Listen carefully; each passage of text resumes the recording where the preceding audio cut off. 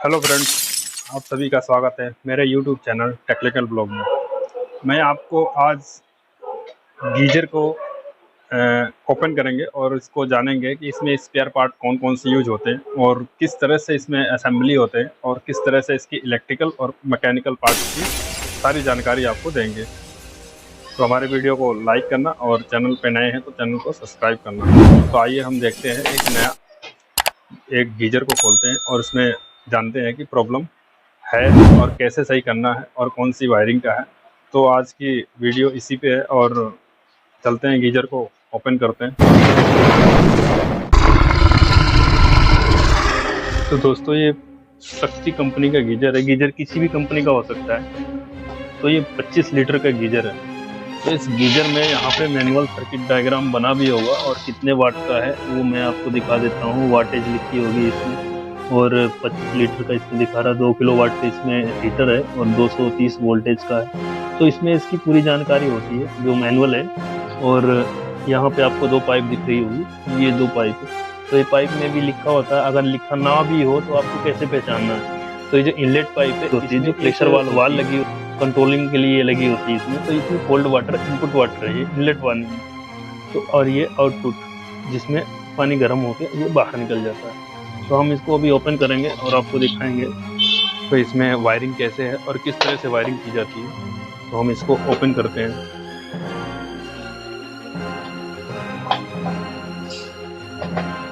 इसको खोलने के लिए आपको 2 पेच होंगे। इसमें 2 पेच को आपको आसानी से खोलना है। अभी तो मैंने गीजर निकाल रखा है, नीचे रखा हुआ ज़मीन पे। ये गीजर उल्टा ऐसे टगा होता है तो इसकी कंडीशन कुछ अलग ही होती है ऊपर की साइड में। तो आपको ये पेच खोलने हैं। 2 पेच आसानी से खुल जाते हैं। इन पेचों को खोलने के बाद आपको ये 2 इंडिकेटर दिखाई देंगे। ये 2 इंडिकेटर, एक ग्रीन वाला और एक रेड में है। जो ग्रीन वाला है ये हीटिंग का इंडिकेटर है और जो है ये पावर का इंडिकेटर कि इसमें पावर आ रही है, और ये ग्रीन का है।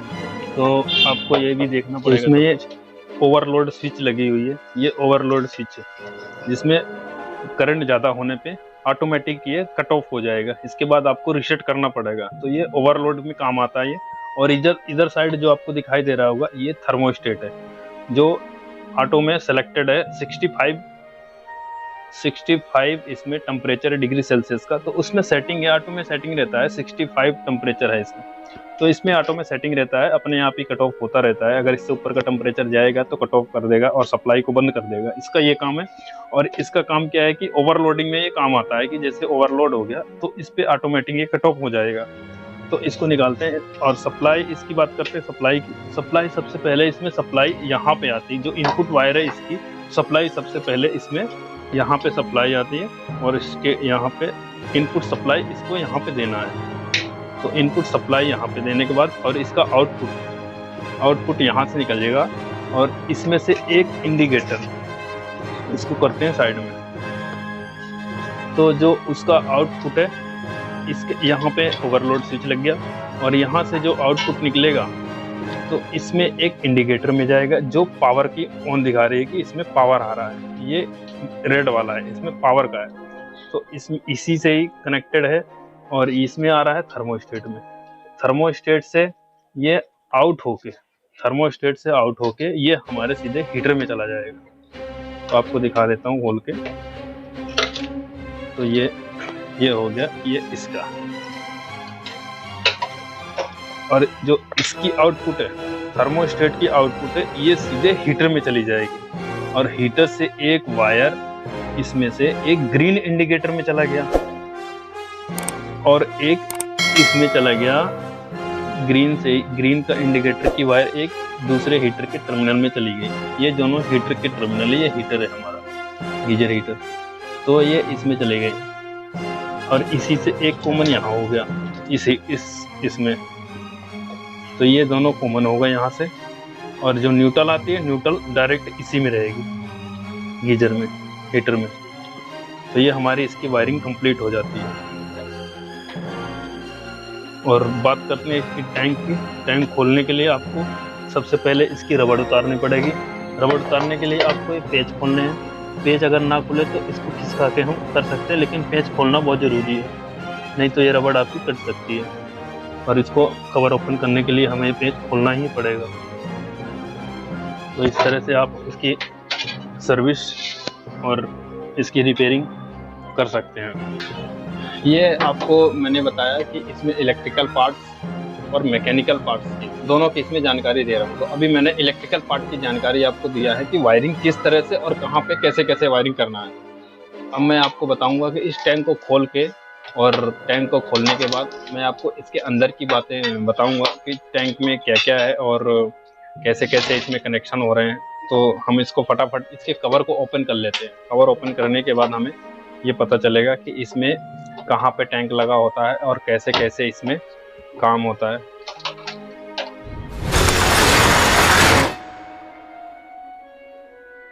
इसके कवर को खोलने के लिए हमें इसके सपोर्टिंग बोल्ट को खोलना पड़ेगा, जिसमें 3 पत्ती लगी होंगी, और इन तीनों पत्तियों को हमें बोल्ट खोल के, और बोल्ट खोलने के बाद हमें कवर ओपन हो जाएगा। तो हम इसको फटाफट खोल लेते हैं। इसके बाद हम इसको बोल्ट को ओपन करते हैं। हमारा ये गीजर है, गीजर के ऊपरी भागों के बारे में आपको जानकारी दे रहा। अब टैंक खुलेगा और टैंक खुलने के बाद हमें इसके अंदर के पार्ट्स की जानकारी मिलेगी। तो इस अंदर के पार्ट की जानकारी के लिए हमें टैंक को खोलना है, और खोलने के बाद ही हमें पता चलेगा कि अंदर क्या क्या है।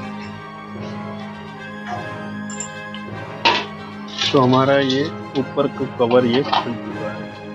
तो आप देख सकते हैं इसके अंदर क्या क्या होता है। तो ये कवर खुल चुका है और इसको आप देख सकते हैं इसमें ग्लास पूल लगा होगा। ये ग्लास पूल क्या काम करता है, ये हीटिंग को अंदर रोक के रखता है और बाहर इसके हीटिंग को बाहर नहीं जाने देता। और ये है हमारा टैंक। तो ये 25 लीटर का फाइनल ये टैंक है, जिसमें पानी स्टोरेज होता है, और पानी स्टोरेज होके गर्म होके हमें पानी में गर्म पानी मिलता है। और टैंक के अंदर कुछ नहीं है, ये आप देख सकते हो। ये टैंक इसका आउटर बॉडी है और इसके अंदर ग्लास पूल है। तो ये हमारा टैंक है, और जो हमारा इनर टैंक है ये है, जिसमें पानी का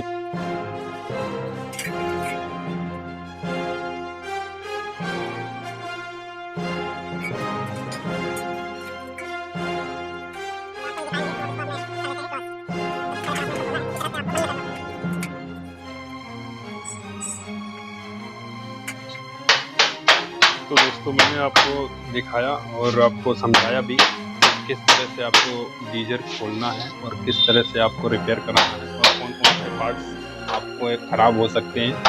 मैंने आपके सारे पार्ट्स भी दिखाए हैं, आपको वायरिंग भी आपको दिखाया। तो इसमें वायरिंग दिया होगा, रिवर्स फॉरवर्ड करके आप देख सकते हैं कि वायरिंग किस तरह से। और इसमें यही होता है, ज़्यादा कुछ खास होता नहीं है। बस आपको एक बार फंडा समझ में आना चाहिए कि इसका फंडा क्या है, तो आप इजीली कर पाएंगे। अब हम करते हैं इसकी वायरिंग। वायरिंग करने के लिए आपको सबसे पहले ये स्विच है, जो ओवरलोड स्विच। सबसे पहले इसमें मेन सप्लाई, जो हमारी मेन लीड की सप्लाई है, ये हमारा टॉप प्लग है। और टॉप प्लग से जो सप्लाई जाएगी, तो जो फेस की सप्लाई है, हमें फेस की सप्लाई इसके ओवरलोड स्विच में, फेस की सप्लाई हमें ओवरलोड स्विच में डालना है। ये ओवरलोड स्विच 20 एम्पियर तक का होता है। इससे ऊपर का लोड होगा तो ये कट ऑफ कर देगा, जैसे मैंने बताया आपको। इसके बाद में अब रीसेट करना पड़ेगा। और जो इसकी दूसरी न्यूट्रल वायर है, न्यूट्रल वायर हमारी डायरेक्ट कॉमन होती है, जो डायरेक्ट हमारे इसमें रोड में चली जाएगी, जो गीजर रोड है। तो इसमें हमारी ये न्यूट्रल वायर है, जो ये हमारी डायरेक्ट इसमें चली जाएगी। और इसमें से 2 वायर निकलेगी, तो दोनों इंडिकेटरों के लिए चली जाएगी, जो इसके न्यूट्रल पॉइंट हैं जो। और इसकी जो प्लस की है, फेस की है, तो ये फेस की हमारी इसमें, इसको सबसे पहले आपको इसको देखना है। इसकी जो फेस की है, फेस इसमें चला गया, और इससे आउटपुट होके हमारा थर्मोस्टेट में जाएगा। मैं इसका सर्किट डायग्राम भी आपको दे दूंगा। तो ये सर्किट डायग्राम आपको दिख रहा होगा इसमें, तो आप इस सर्किट डायग्राम की मदद से भी आप देख सकते हैं। तो इसका आउटपुट हमारे थर्मोस्टेट में जाएगा, और थर्मोस्टेट का आउटपुट डायरेक्ट हमारी गीजर रोड में जाएगी। और जो गीजर रोड में गई है, उससे हमारा ग्रीन इंडिकेटर अटैच होगा। तो इस तरह से आप इसकी वायरिंग कर सकते हैं।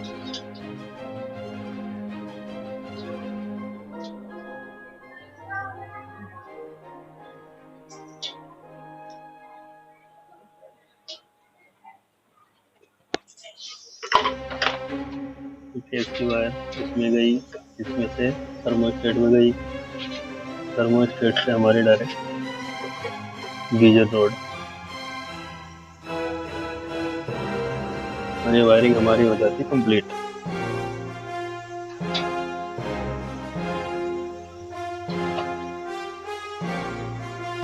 तो दोस्तों वीडियो अच्छी लगी हो तो वीडियो को लाइक करना, और चैनल पर नए हैं तो चैनल को सब्सक्राइब करना। फिर मिलेंगे किसी और नए टॉपिक के साथ, तब तक के लिए थैंक्स, धन्यवाद आपका।